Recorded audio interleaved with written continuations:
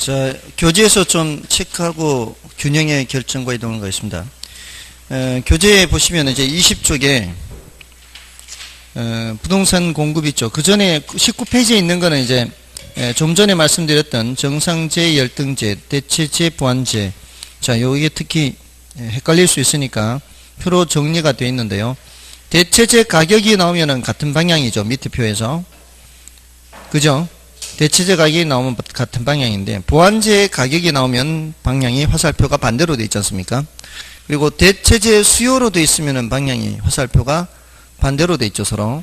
근데 보완제 수요로 되어 있으면은 이렇게 같은 방향이지 않습니까? 자, 이거는 뭐 요것만 이제 정리가 되어 있으면은 별로 어려운 게 없어요. 넘어가시면은 당해제와 가격 변화에 대한 예상에서는 수요자들은 상승 예상하면 수요가 증가하고 하락 예상하면은 수요가 감소하는 거죠. 다음에 밑에 이제 부동산 공급으로 내려가서 공급이나 공급량, 공급 결정 요인, 자, 이런 것들이 있죠. 자, 근데 여기서는 마찬가지 그 맨 밑에 공급량 변화, 공급 변화 이 구별을 이제 할 수 있으면 되는 거죠. 그래서 공급량 변화는 당해 재화의 가격 변화에 따른 공급량 변화고요. 공급 변화는 당해 재화 가격 이외의 요인의 변화에 따른 공급량 변화죠. 그래서 서로 이 공급 곡선을 그리는 것은 공급 변화, 공급 곡선 상의 점의 변화는 공급량 변화. 그래서 오른쪽 페이지에 맨 위에 두 개가 공급량 변화와 공급 변화를 나타내는 거고요. 다음에 이제 그 밑에 그래프는 뭔가 하면은 이제 부동산에서 토지의 물리적 공급과 경제적 공급 이렇게 얘기를 하죠. 토지의 물리적 공급은 그 공급량을 증가시킬 수가 없죠. 부증성 때문에. 그러니까 수직으로 되어 있는 거죠. 근데 토지의 경제적 공급은 가능하죠. 무슨 성질 때문에? 용도 다양성 때문에. 그래서 우상향하는 형태로 그려져 있죠. 자, 이렇게 수직으로 그려져 있는 거는 무슨 성질? 부증성 때문이고요. 이렇게 우상향으로 그려지는 것은 용도 다양성 때문이죠. 용도 다양성. 근데 가파르기가 다른 게 이제 하나 더 있죠. 자, 여기 이제 더 완만한 것은 수량 변화가 더 큰 거죠.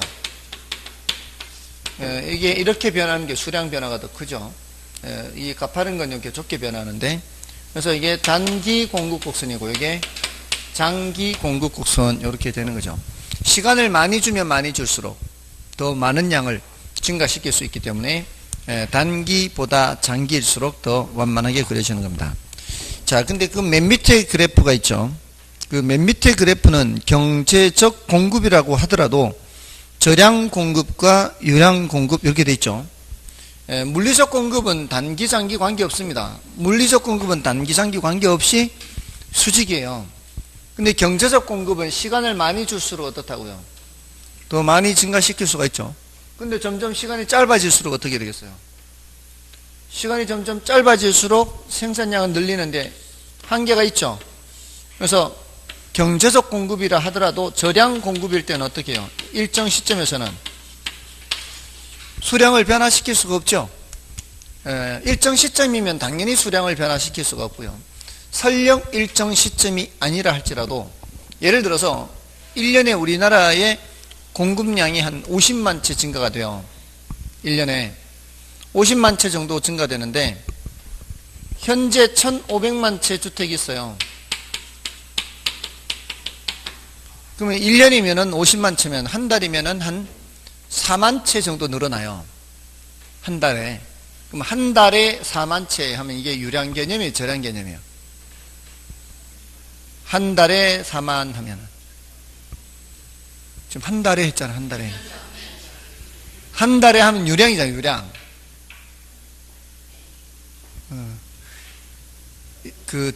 내 머릿속에 지우개란 영화가 있죠. 내 머릿속에 지우개. 한 달에 했잖아요. 1년에 한 달에. 이게 기간을 말한 거예요. 시점을 말한 거예요. 기간을 말한 거죠.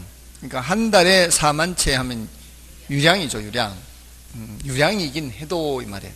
제가 드릴 말씀은 유량이라 하더라도 이게 기간이 짧잖아요.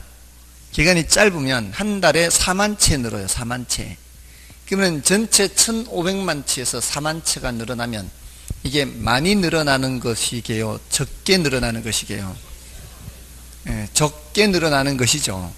그러니까 1500만 채의 주택이 있다고 치고, 여기에 주택이 있다고 치고, 그래서 한 달간 변화되는 것을 그래프로 나타낸다고 치면, 여기가 1500만 채면 4만 채 해봐야 여기 얼마 변하겠어요, 이게? 그죠? 예, 감이 잘 안 오면은 이걸 1500등분 해본다 생각해 보세요. 1500등분해서 4개를 그려야 돼, 4개. 얼마나 변하겠어요, 이게? 한 달 동안 변해봤자 얼마 안 되잖아요. 이런 거는 굳이 그냥 이렇게 약간 기울일 필요 없이 그냥 뭐로 보면 돼, 그냥. 수직으로 보면 되지. 한 달이라는 표현은 유량임에도 불구하고 단기로 분석할 때는 이 말이에요. 단기로 분석할 땐 그 의미가 거의 없단 말이에요. 그럴 때는 그냥 수직으로 해서 그냥 분석을 하고 만다는 거죠. 단기 분석은. 그래서 단기 분석은 저량 분석한다 그러고, 장기 분석은 유량 분석한다 그러죠. 장기로 하면 이제 시간을 좀 주니까 이렇게 늘릴 수가 있으니까. 됐나요? 그 개념이에요. 단기는 그냥 저량 분석한다. 자, 넘어가시고요. 그다음에 이제 부동산 수요 및 공급의 특징에서, 자, 이거는 이제 여러분이 읽어보셔도 돼요, 이제. 예, 충분히 이해가 되시고, 이제. 우리는 중요한 게, 균형의 결정 및 이제 균형의 이동이에요. 자, 균형은 어디서 결정이 돼요? 수요량과 공급량이 똑같을 때 일치된단 말이에요. 근데 똑같지 않은 상태에서는, 요렇게, 요 수요 곡선과 공급 곡선이 교차하는 점 위에 어떤 가격 수준에서는 수요하려는 양은 요만큼인데 공급하려는 양이 더 많아요. 그러자 이 시장이라는 무대 왼쪽에 수요량은 요만큼이고 공급량은 이만큼이에요. 뭐가 더 많은 거예요? 공급이 더 많아, 이만큼. 이걸 이제 초과 공급이라고 하죠. 자, 무대 오른쪽에 공급자들이 더 많아요. 자, 무대 왼쪽에 수요자들이 적고요. 그러면은 팔라는 사람이 많으니까 가격이 내려가 있죠. 팔라는 사람이 많으면은 가격이 내려가면서 조정이 들어가는 거예요. 수요량은 점점 어떻게 해요? 수요량은 늘어나는 거죠. 무대 밖에 대기하고 있던 중에 그 수요자들이 더 늘어나고 공급자들은 줄어드는 거죠. 그래서 공급자들은 이렇게 줄어들어요. 그래서 이게 조금 전에 공부했던 수요량 변화, 공급량 변화가 나타나는 거예요. 뭐가 변하니까? 그 재화의 가격이 변하니까. 가격이 변하니까 그렇게 되는 거 아니에요. 그래서 균형으로 가게 되는 거죠. 초과 공급일 때는 가격이 어떻게 돼서? 가격이 내려가서 균형으로 가게 되는 거죠. 자, 근데 어떤 수준이 가격이 낮은 수준이에요. 가격이 낮은 수준에서는 수요량은 여기까지고요. 공급량은 여기까지예요. 누가 더 많은 거예요? 수요량이 더 많아요. 무대 왼쪽에. 그러면 가격이 올라가는 거죠. 자, 이게 지금 어떤 상태라고요? 초과 수요 상태. 초과 수요 상태에서는 가격이 어떻게 올라가는 거죠. 가격이 올라가서 수요하고자 하는 양은 점점 줄어들고요. 공급하고자 하는 양은 늘어나요. 이것도 수요량 변화, 공급량 변화가 나타나죠. 수요량 감소와 공급량 증가가 나타나는 거죠. 그래서 어디로 가는 거예요? 균형으로 가는 거예요. 그러니까 균형으로 가는 과정은 가격 변화에 따라서 수요량 변화, 공급량 변화가 나타나서 균형으로 가는 거다, 이 말이에요. 이게 균형의 결정이에요. 요 점을 균형점이라 하고요. 요 상태의 가격을 균형 가격이라 그래요.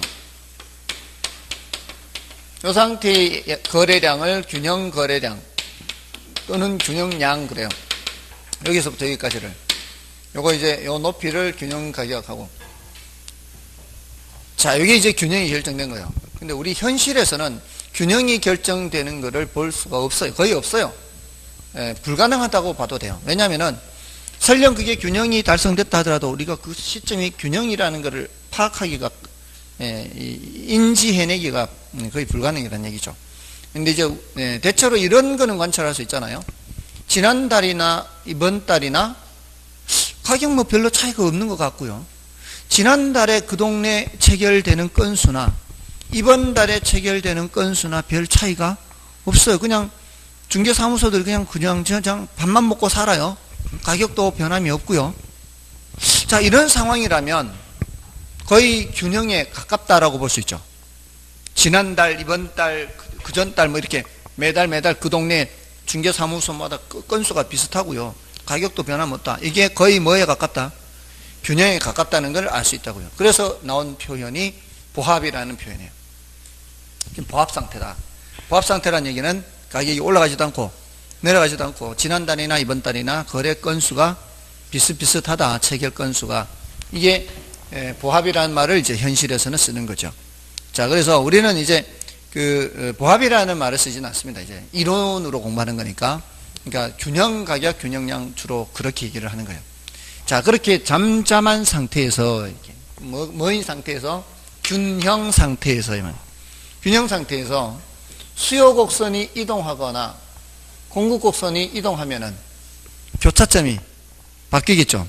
이게 바로 뭐가 되는 거예요? 균형의 이동이 되는 거죠. 예를 들어 그쪽 지역에 무슨 개발 호재가 터졌어요. 뭐 추가로 개발하겠다 또는 뭐가 들어선다.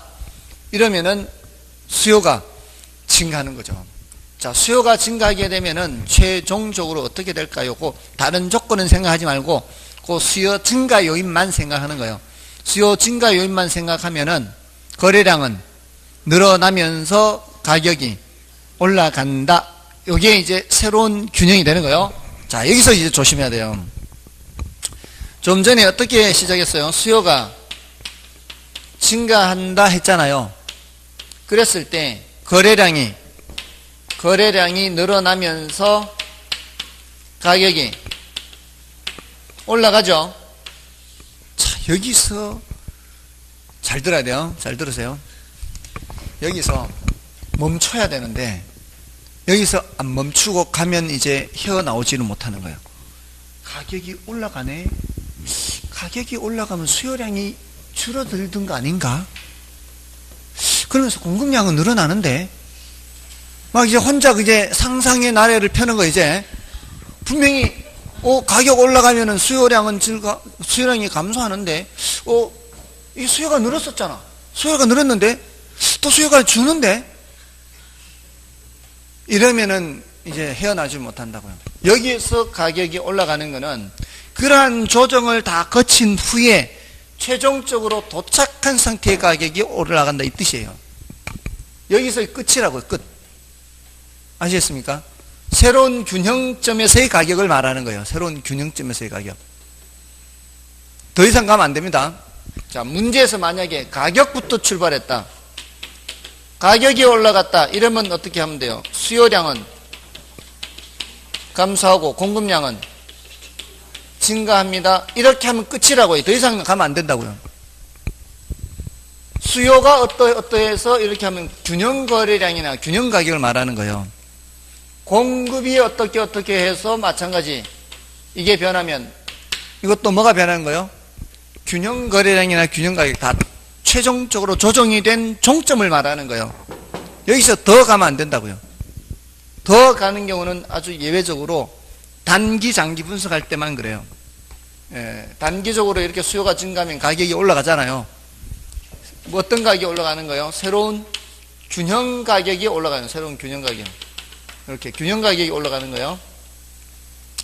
그러면은 이 새로운 균형 가격이 올라가면 원래보다는 가격이 올라가기 때문에 공급자 입장에서는 기존 공급자 입장에서는 초과 이윤이 발생한다 그래요.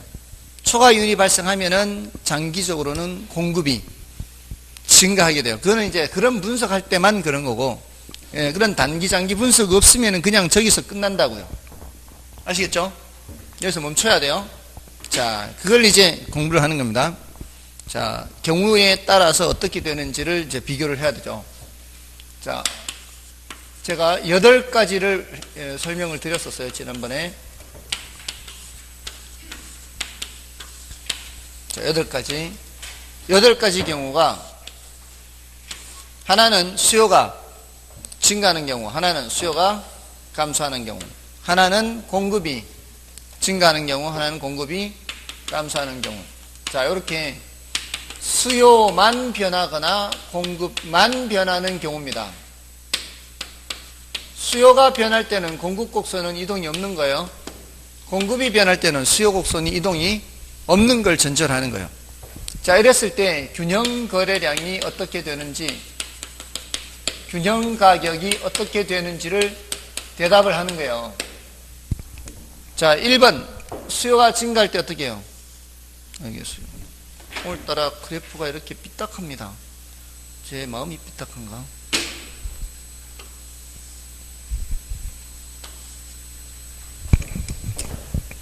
자, 이렇게 수요가 증가하면은 가격이 어떻게 해요? 예, 가격이 올라가죠. 그러면서 뭐도 증가해요? 거래량도 증가하죠. 자, 균형 거래량이 증가하면서 균형 가격이 올라갑니다. 여기 1번이에요, 1번. 자, 요게 다 종점에 온 거예요. 더 이상 생각하면 안 되는 거죠. 예, 균형 가격 올라갔다 끝나는 거예요, 여기서. 자, 이제 반대로 수요가 감소하는 경우죠. 수요가 감소하면 수요곡선이 왼쪽으로 이동하면은 이게 2번에 2번. 수요가 감소하면 균형 거래량은 줄어들고 균형 가격이 내려가죠. 자, 이걸 이제 세 번째는 어떻게 해요? 세 번째. 공급이 증가죠. 자, 공급이 증가하면은 공급 곡선이 오른쪽으로 이동하면 이게 새로운 균형점이에요. 균형 거래량이 증가하면서 균형 가격이 내려가죠. 자, 이렇게 하는데 이거 아무것도 아니죠, 정말.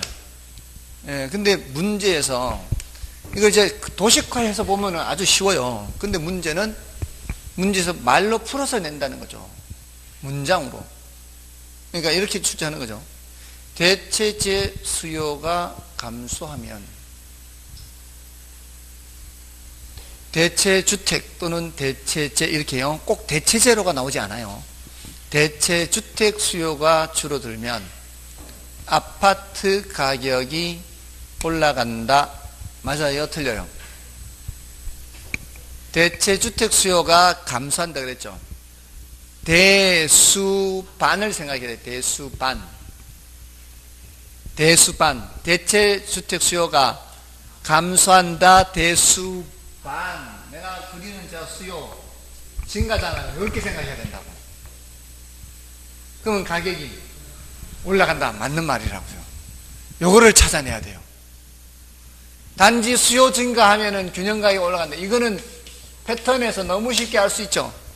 근데 조금 전에 공부했는 걸 이용해서 이쪽으로 와야 된다고요. 이게 연결이 돼야 된다고요. 방금 제가 뭐라고 했어요? 다시 해볼게요. 대체주택 수요가 감소하면 아파트 가격이 올라가게 된다. 이게 지금 중간에 빠뜨리고 얘기하잖아요. 대체주택 수요가 감소하면 아파트 수요가 증가하게 되니까 아파트 가격이 올라가게 되는 거거든요. 이 중간에 거를 건너뛰어서 얘기를 해버린다고요. 아시겠죠? 그러니까 그 과정을 천천히 진행하는 훈련을 해야 된다고요. 됐죠? 그 다음에 정상재의 경우 소득이 감소하면 아파트, 정상재인 아파트의 경우 소득이 감소하면 가격이 아파트 시장에서 아파트 가격이 내려가게 돼요. 왜냐하면 수요가 감소하게 되니까. 됐나요? 그런 식으로 질문한다 이 말이에요. 대체재 가격이 올라가면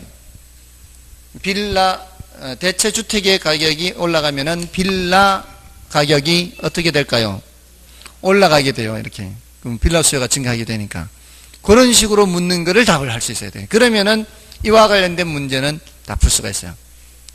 거기 이제 중간에 건너뛰어서도 묻기 때문에 더 친절하게 묻는다면 어떻게 하겠어요? 그냥 수요가 증가하게 되니까 가격이 올라가고 균형량이 증가한다. 이렇게 말하면은 굉장히 친절하게 지문을 만드는 거예요. 이걸 얘기를 해주면은. 그죠? 우리는 뭐만 판단하면 되니까 수요가 증가하는지 감소하는지 그것만 판단하면 그 다음 문제 다 해결이 되니까. 아무튼 자, 요거 이제 패턴을 찾아보면은 이제 네 번째가 있죠. 이렇게 공급이 감소하죠. 공급이 감소하면 거래량은 어떻게 해요? 줄면서 가격이 올라가죠. 자, 이렇게 이제 대답을 할 수가 있어야 됩니다. 아시겠죠? 거기에다가 지금 질문을 어떤 방향으로 하고 있어요? 여기서 이쪽으로 하고 있죠. 문제에서 이렇게 질문한다고, 이쪽으로.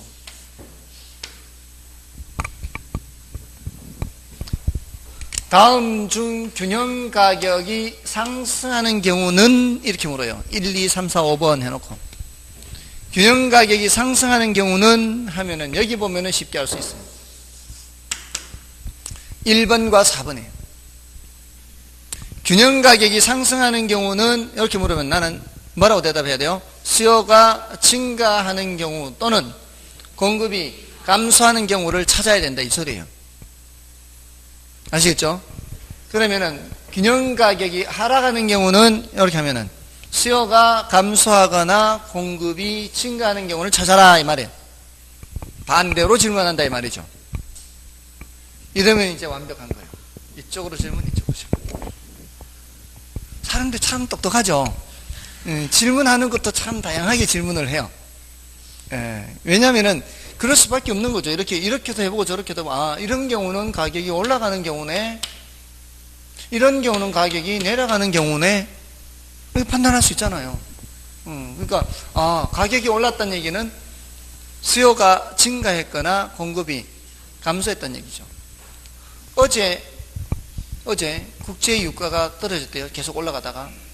자, 어제 국제 유가가 떨어진 이유가 뭘까요? 이러면은 수요가 감소했거나 공급이 증가했기 때문에 둘 중에 하나다, 이 말이에요. 어제 종합주가 지수가 내려갔어요. 이유가 뭘까요? 수요가 줄어들었거나, 주식시장에 들어온 사람이 줄어들었거나, 사려는 사람이 줄거나, 공급이 이제 많아졌거나, 그렇죠. 파는 사람이 많아졌거나, 둘 중에 하나예요. 뭔지 아시겠죠? 자, 그 이유는 우리는 알고 싶지 않아요. 이유는 알고 싶지 않고, 그 현상만 알면 되는, 현상만. 아시겠죠? 자, 이제 5번, 6번, 7번, 8번은 뭔가 하면은 수요와 공급이 동시에 변하는 거예요.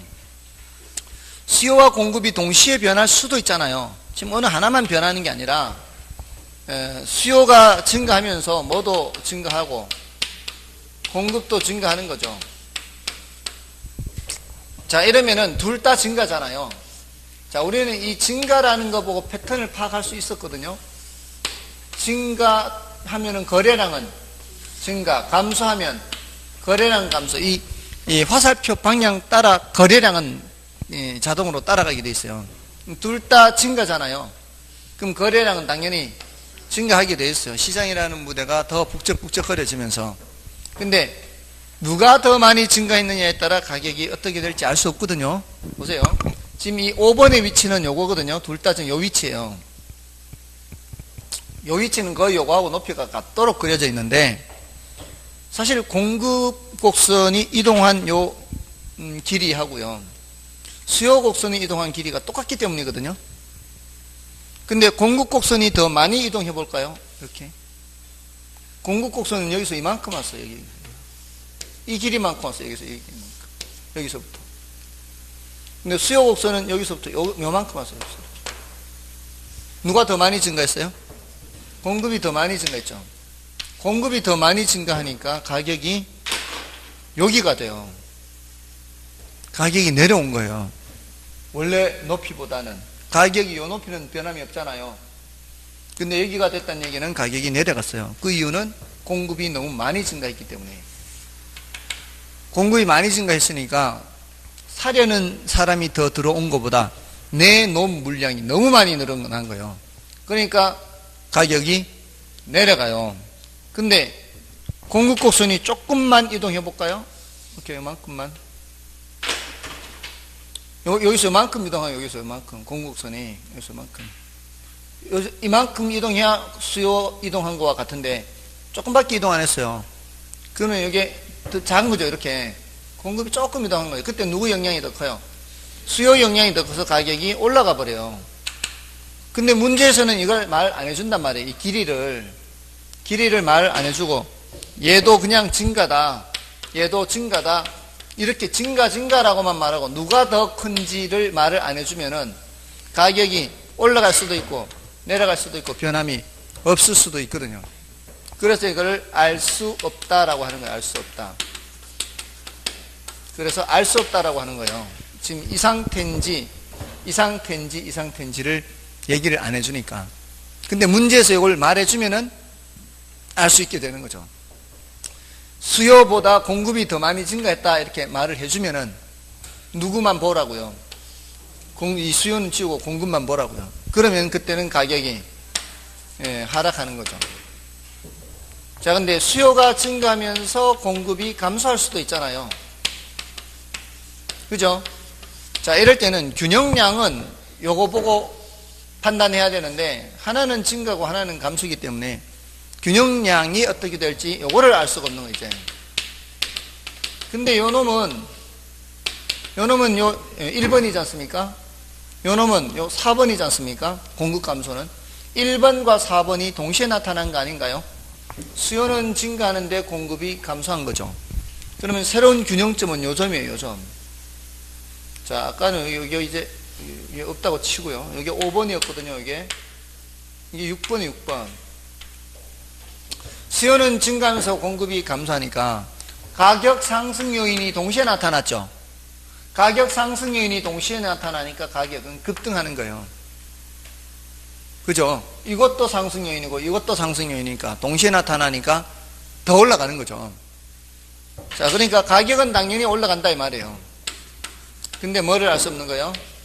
균형량을 알 수 없는 거죠. 이게 더 이쪽으로 갈 수도 있고 더 이쪽으로 균형 거래량은 어떻게 될지 알 수 없다는 거죠. 근데 이제 7번은 어떻게 되겠어요? 수요는 감소하면서 공급이 증가하는 거죠. 자, 이때도 뭐는 알 수 없는 거예요? 균형량이 어떻게 될지 알 수 없는 거예요. 근데 뭐는 알 수 있어요? 가격은 알 수 있어요. 둘 다 가격 하락 요인이에요. 수요가 감소하는 것도 가격 하락 요인. 2번, 3번이 동시에 나타났다 이 말이에요. 그래서 2번, 3번이 동시에 나타났다. 여기가 7번, 7번. 2번, 3번이 동시에 나타나면 가격이 하락하는 요인이 동시에 나타나니까 가격은 당연히 하락해요. 근데 거래량이 이쪽으로 더 가면은 거래량이 원래보다는 줄고요. 이렇게 오면은 거래량이 원래보다 늘고 변함이 없을 수도 있고 문제에서 알려주면 판단하면 되는 거예요. 이것도 이제 위에서 요거 만약에 이게 더 크다 이렇게 수요 증가폭이 공급 감소폭보다 크다 그러면 작은 쪽은 지우고 큰 쪽으로만 판단하면 되는 거예요. 수요 증가면 거래량이 증가한다 이렇게 판단하면 되는 거죠. 자, 근데 여기 똑같다면 이 말이에요. 똑같다면 이 변화되는 폭이 수요가 왼쪽으로 갖는 요 변화폭하고 공급 곡선이 오른쪽으로 갖는 변화폭이 똑같으면 이 말이에요. 그러면 요것처럼 어떻게 딱 요 바로 밑에 원래 거래량보다 뭐 늘어나지도 않고 줄어들지도 않고 거래량이 변함이 없는 거예요. 요때는 변화가 없다가 돼요. 변화가 없다. 알 수 없다가 아니라 요때는 변화 없다 이렇게 돼요. 그러면서 가격은 이제 하락한 거죠. 마지막으로 수요가 감소할 때 뭐도 감소할 수 있어요. 공급도 감소할 수 있잖아요. 이러면은 둘 다 감소니까 거래량은 당연히 줄어들어요. 다 왼쪽으로 가니까 이렇게. 요 점이 이제 똑같이 왼쪽으로 가면 이게 8번이죠. 8번. 그래서 1, 2, 3, 4, 4번이죠. 5, 6, 7, 8 이렇게 이게 다 이제 있는 거죠. 여기서 이걸 이제 알 수 없는 거죠. 가격이 어떻게 될지. 똑같이 이렇게 높이를 유지하면서 똑같이 왼쪽으로 가는 거는 수요 곡선이 왼쪽으로 이동한 거나 공급 곡선이 왼쪽으로 이동한 크기가 똑같을 때 얘기해요. 이게 똑같으면은 이 크기 변한 게 똑같으면은 알 수 없다가 아니라 또 여기도 뭐다? 변화 없다 이렇게. 가격에 변화가 없어요. 자, 이렇게 하면 이제 8가지가 모두 정리가 된 거예요. 그래서 문제에서 다음 중 균형 가격이 상승하는 경우는요, 수요 증가보다 공급 증가가 더 크다. 이렇게 수요 증가보다 공급 감소가 더 크다. 수요 감소보다 공급 증가가 더 크다. 수요 감소보다 공급 감소가 더 크다.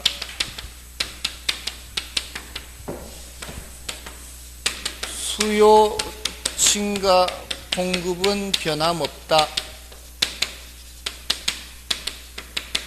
이런 식으로 한다면 여기는 뭐만 보라고요? 공급 증가만 보라 그랬죠. 여기는 공급 감소만 보고, 여기는 공급 증가, 여기는 이게 수요 증가만 봐야죠. 공급 변화 없으니까. 가격이 상승하는 경우는 요거 아니죠. 요거 가격 상승하죠. 요거 가격 상승하는 거 아니고요. 요거 가격 상승하고요. 요거 가격 상승하고요. 가격 상승하는 경우는 요렇게 1번, 2번, 4번, 5번인가요? 이런 식으로 판단하면 되는 거죠. 작은 쪽만 판단하면 돼요. 근데 이제 문제에서 이렇게 부등식으로 주면 참 쉬운데 말로 주거든. 말로 주면 그걸 내가 부등식으로 찾아야 되죠. 그건 뭐 어렵지 않잖아요. 그래도 우리가 한국 사람이잖아요. 한국 사람. 그죠? 뭔 뜻인지 아시겠죠? 예, 이것만 찾아서 하면 되는 거예요. 작은 쪽 지우고 큰 쪽만 판단해서 하면 되는 거예요. 이거 둘 다 물을 때는. 하나만 물으면 뭐 이렇게 그냥 바로 이렇게 하면 되는 거고. 아시겠죠? 하실 수 있을까? 약간은 걱정되기도 하고. 자, 아무튼 이게 이제 균형의 이동 다 한 거예요. 균형 이동. 자, 그러면은 자, 넘어가셔서 다른 거는 다 됐고요. 자, 24쪽에 그 뭐 단기 균형 및 장기 균형과 장기 공급 곡선이 있는데 이거는 중요도는 낮아요.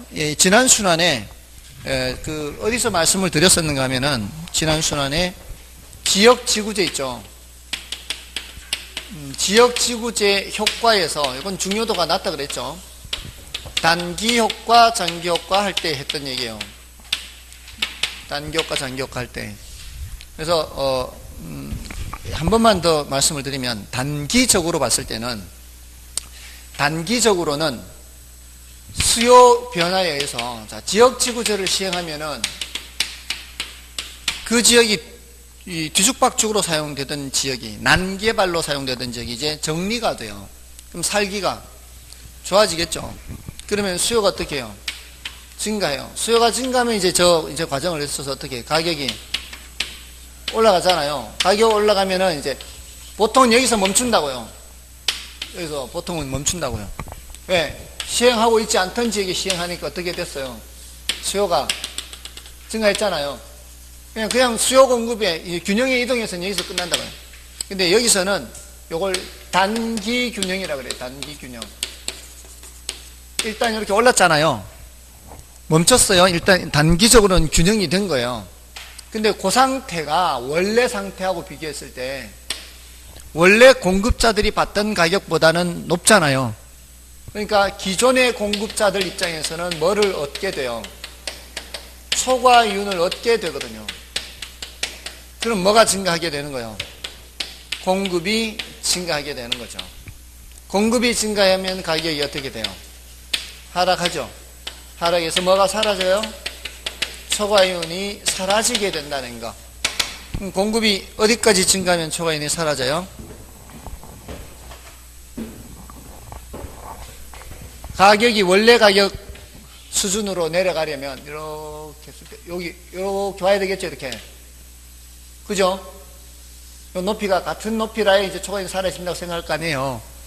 자, 근데 이게 초과이윤이 사라지는 위치가 여기서 사라진다면 요때 생산 원가나 요때 생산 원가가 같아야 돼요. 생산 원가가 같아야 원래 초과이윤이 없는 상태와 지금 초과이윤이 없는 상태 이렇게 될 거 아니에요. 근데 이러려면은 요 공급이 증가한다는 게 나타내는 거는 공급이 증가할 때는 자재도 더 많이 갖다 써야 되고 사람도 더 많이 고용해야 돼요. 이러면은 공급이 증가할 때 자재 가격이 올라가는 게 보통이거든요. 근데 여기서는 지금 뭐를 전제로 하고 있는 거예요? 자재 가격이 변함이 없다는 걸 전제로 한 거예요. 생산 요소 가격이 올라가면은 여기까지 오기 전에 여기서 뭐가 사라질 수 있어요? 초과이윤이 사라질 수가 있어요. 뭐를 전제로 한다면 비용 증가 산업을 전제로 하면 생산 요소 가격, 자재 가격 같은 거 올라가면 여기서 초과이윤이 사라진다고요. 근데 여기서는 비용이 일정한 경우라야 돼요. 이때와 이때가. 아주 예외적으로 비용 감소 산업의 경우에는 여기까지 와야 초과이윤이 사라진다 이런 얘기를 했었어요. 근데 이게 중요도는 낮다고요. 그냥 여기서 더 이상 안 해도 관계없어요. 그러니까 비용 증가 산업, 비용 일정 불변 산업, 비용 감소 산업 이런 게 있구나. 거기에 따라 이 초과이윤이 사라지는 위치가 다르구나. 비용 증가 산업은 원래 가격보다 높은 곳에서 초과이윤이 사라지고, 비용 일정 산업은 원래 가격과 같은 높이에서 초과이윤이 사라지고, 비용 감소 산업은 원래 가격보다 낮은 곳에서 초과이윤이 사라지는구나. 결국 장기적으로는 뭐가 사라지는 거예요? 초과이윤이 사라지는 거예요. 근데 그 위치가 다를 뿐이다. 이렇게. 중요도는 좀 낮습니다. 자, 이 정도고요. 자, 이제 탄력성으로 들어가는데요. 자, 탄력성은 주제가 이제 몇 개 주제가 있죠.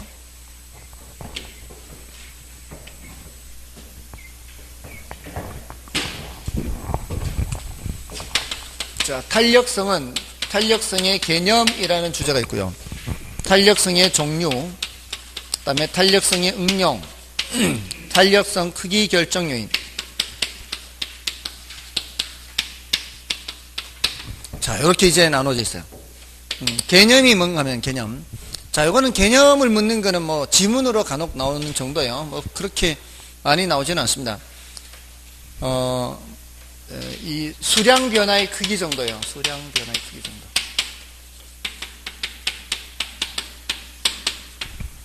정도. 수량이 많이 변하면 그럼 탄력성이 큰 거고요. 적게 변하면 탄력성이 적은 건데, 원래 이 탄력성 개념은 물리학에서 나온 개념이라고 합니다. 근데 이제 마샬이라고 하는 경제학자가 물리학에도 조예가 깊었다 그래요. 그 마샬이라는 학자가 물리학도 잘 하다 보니까 그 물리학의 개념을 여기 이제 경제학에 도입을 한 거죠.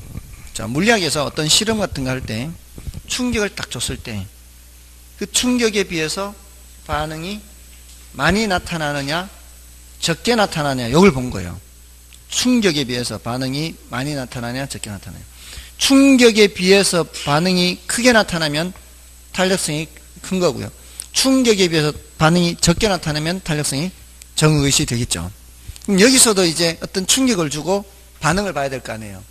여기서의 충격이 뭔가 하면은 수요 결정 요인 또는 공급 결정 요인이 충격이에요. 걔네들이 변하면 뭐가 변해요? 수요량이 변하거나 공급량이 변하는 거죠. 그게 많이 변하는지 적게 변하는지를 보는 거다 이 말이에요. 아시겠죠? 자, 그러니까 뭐가 변하는 걸 본다고요? 수량이 변하는 걸 보는 거예요. 좀 전에 했잖아요. 수요량에 영향을 미치는 게 뭐가 있었어요? 가격도 있었고 소득도 있었고 관련제 가격이 있었잖아요. 공급량에 영향을 미치는 게 뭐가 있었어요? 가격이 있었고요. 또 뭐 있었죠?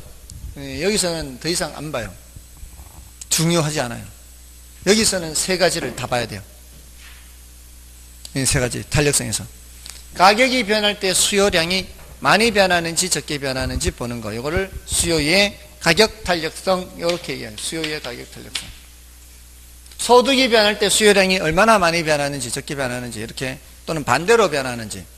소득이 증가했을 때 수요량이 내려갈 수도 있잖아요. 같은 방향으로 변하는지 반대로 변하는지. 이걸 무슨 탄력성? 수요의 소득 탄력성이라고 그래요. 소득이 변할 때 수요량이 변하는 정도. 자, 근데 관련제 가격이 변할 때는 요거를 교차 탄력성이라고 그래요. 교차 탄력성. 그 이유가 뭐겠어요? 자, 사과 수요량이 있고 사과 가격이 있어요. 그럼 사과 가격이 변할 때 사과 수요량이 변하겠죠. 요거를 사과의 그냥 가격 탄력성을 해요.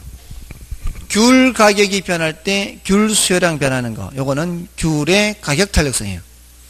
근데 교차 탄력성은 어떻게 해요? 귤 가격이 변할 때 사과 수요량 변하거나 사과 가격 변할 때 귤 수요량 변하는 거예요. 그래서 무슨 탄력성?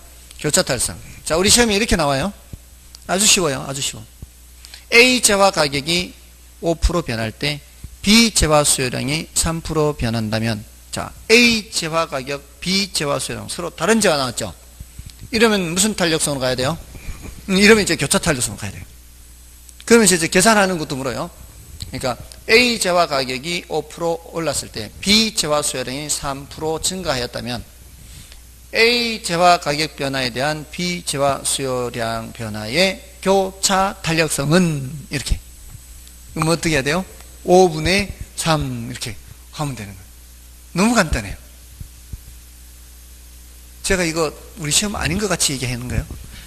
우리 시험에 이렇게 나왔어요. 우리 시험에. 다음 주인가요? 계산 문제?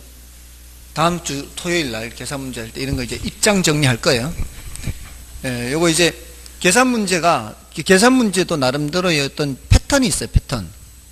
그러니까 이제 조금 전에 제가 말씀드린 거는 뭐를 묻는 거예요? 탄력성을 묻는 거잖아요. 탄력성이 몇이에요? 하면은 5분의 3 이렇게 하면 되잖아요. 더군다나 거기서는 문제에서 우리 시험에서는 퍼센트를 다 알려줘요.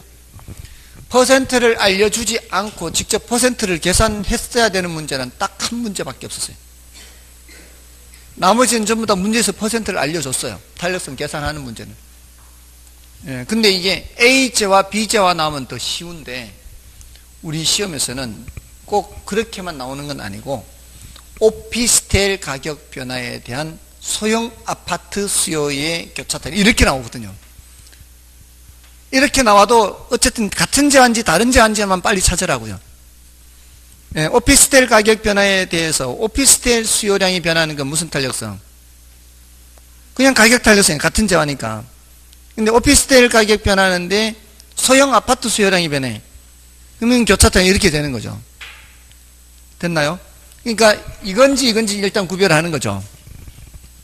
소득 얘기가 안 나왔잖아요. 소득 얘기가 안 나올 땐 얘를 쓸 필요가 없는 거죠. 소득 얘기가 나와야 이제 이거를 하는 거죠. 됐나요? 자, 그렇게 하는 문제가 있고, 그러니까 지금 이제 다음에 입장 정리할 때 하겠지만 우리 문제 이제 예를 들어 이걸 이제 패턴을 나누자면 이 탄력성에서 계산 문제가 꽤 많이 나오는 편이에요. 이 문제에서 탄력성을 묻는 문제, 탄력성을 묻는 문제는 문제에서 퍼센트를 알려주지 않는 경우가 있을 거 아니에요. 알려주지 않는 경우는 직접 내가 퍼센트를 계산해야 되는 거고, 문제에서 퍼센트를 알려주는 경우는 땡큐죠. 그럼 땡큐지, 땡큐. 어떤 게 나왔었는가 하면은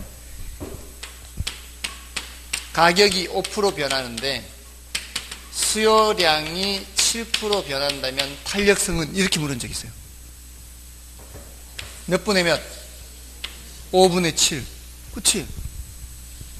그나마 이게 좀 이렇게 나온 거는 예전에 한번 출제됐던 게 너무 쉽다고 느껴서 이렇게 냈을 거야 아마. 예전에 이렇게 출제했었어. 15분의 30. 너무 쉬워서 이렇게 조금 이렇게 낸 거 아닌가 싶은 생각이 들 정도로. 요게 이 탄력성을 묻는 문제예요. 그 다음에 탄력성을 알려주고 수요량 변화를 묻는 문제예요. 반대로 묻는 거죠. 얘를 묻는 거죠. 얘를 묻는 거죠. 얘를 거꾸로. 그러니까 탄력성이 0.3이에요. 수요의 가격 탄력성이 0.3일 때 가격이 5% 증가하면 수요량은 몇 프로 변할까요? 이렇게 묻는다고요. 이렇게. 너 대답하면 되는 거예요. 몇 프로? 1.5% 위로 아래로 1.5% 증가 감소. 그거까지 대답해야 돼. 여기서 증가라고 하면은 문전 앞에서 골 못 넣은 거예요. 자, 요 탄력성 개념이 수량 변화의 크기라고 해서 이쪽으로 수량 변화의 크기 정도 했죠. 탄력성이 0.3이다 이 소리는 수량이 0.3배 변한다 이런 뜻이에요. 그러니까 뭐의 0.3배? 가격 탄력성의 경우에는 가격의 0.3배 변한다 이 뜻이니까 곱하기만 하면 돼요. 그냥. 그죠?